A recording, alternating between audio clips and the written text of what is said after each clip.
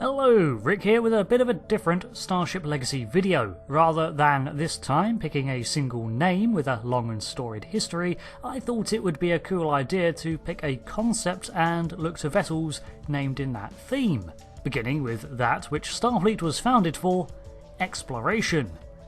As that can be a rather wide net, I think I'm going to include the fields of astronomy as well as Earth's explorers when looking for names of these vessels. There are probably going to be vessels named for explorers, which I miss, and that number is going to grow a lot if you include beta content.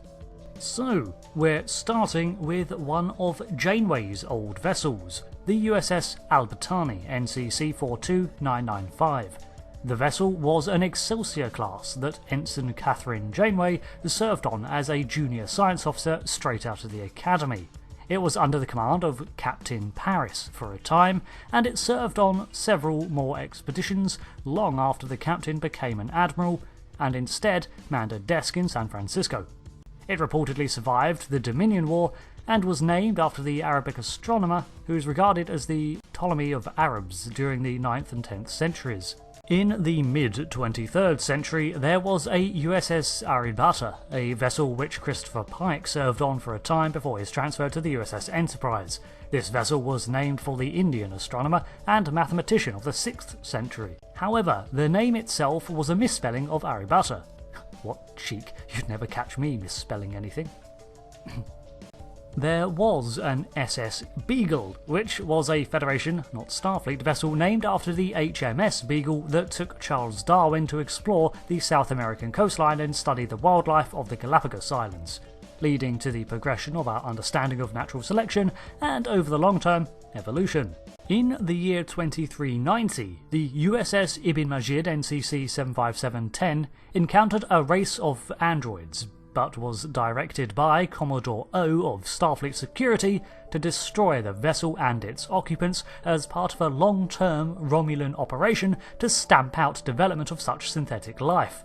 The vessel then had its exploits classified and crews reassigned. The vessel's name comes from Ahmed ibn Majid, an Arab navigator and cartographer of the 15th century. Supposedly all vessels of the Curiosity class were named after such explorers or exploration-adjacent people from all across Earth's history. Speaking of the 2390s, the end of the decade brought the Inquiry class and the USS Uzenki. This vessel seems to have been rapidly mass-produced by Starfleet from some shipyard other than Utopia Planitia, which was out of commission at the time.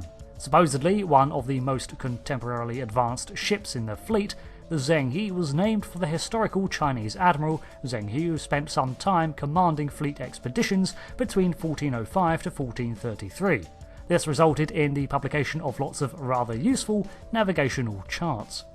David Livingston was a Victorian Scottish explorer who made great delves into the heart of Africa and a prominent figure in several other circles. He was a staunch opposer of the slave trade and desired to gain as much influence as possible in the hopes of ending the East African and Arab slave trade.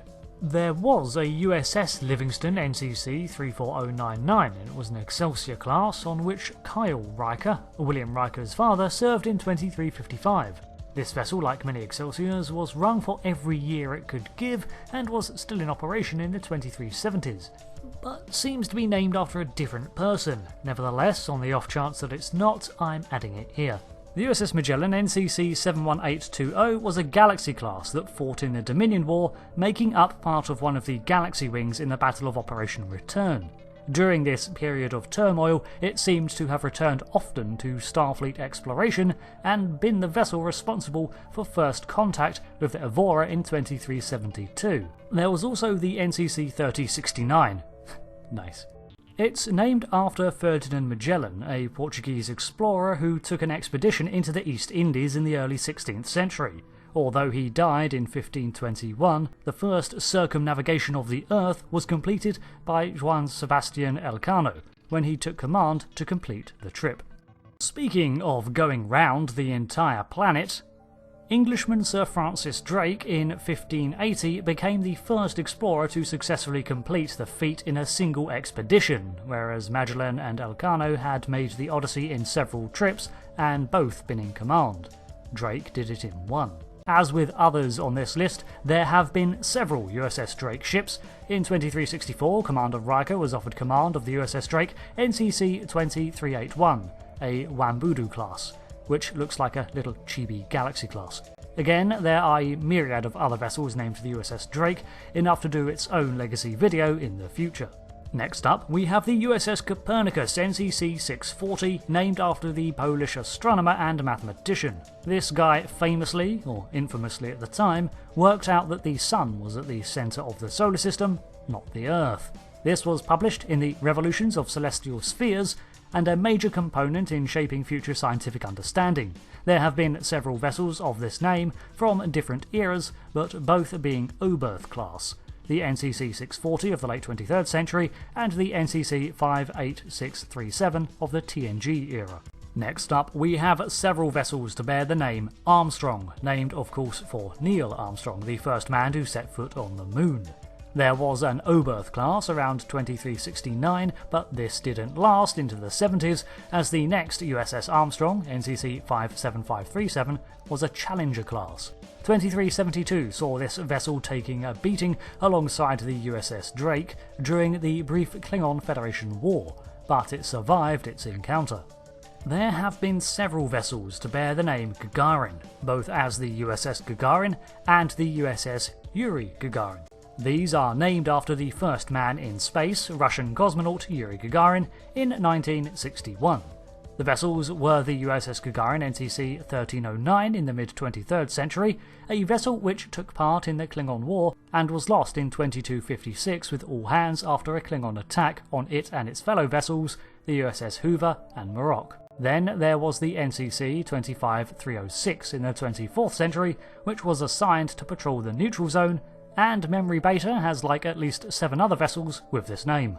The Shepard class was named after Alan Shepard, the first American astronaut in space in 1961, one of which was the aforementioned USS Gagarin. In 2286, the USS Shepard, probably the first of its class, was near Earth when the Whale probe approached and began to shut down vessels. This caused a viral outbreak from its med lab and resulted in the deaths of 15 crewmen. Clyde Tombaugh was an American astronomer who discovered Pluto, and by proxy therefore the Kuiper Belt. The USS Tombaugh NCC 3853 was a Tomley class, which were usually considered workhorse and cargo vessels. It was active during the early to mid-23rd century. A more modern name is the USS Helen, named after the American NASA astronomer of the 20th century. As many explored the globe, she had been mapping near-Earth objects and discovered several asteroids, planetoids and comets. Over her life she located or worked on discovering 903 objects. The USS Helen NCC 1962 was active in 2293 and keeping an eye on the neutral zone of the Federation Klingon border during the events of the Undiscovered Country.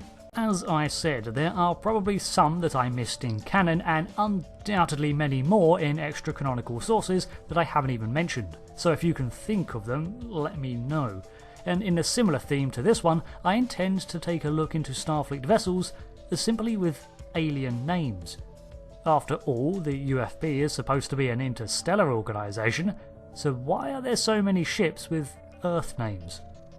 Thanks for watching this video, and until the next one, I've been Rick. Thanks again for watching, and I'll see you next time for another lore, discussion or gaming video. Goodbye.